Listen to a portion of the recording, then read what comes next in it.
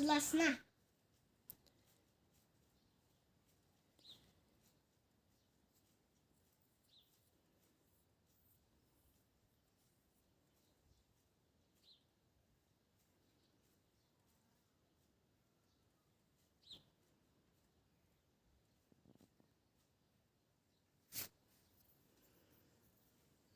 Не хотите ли вы попробовать точечный массаж?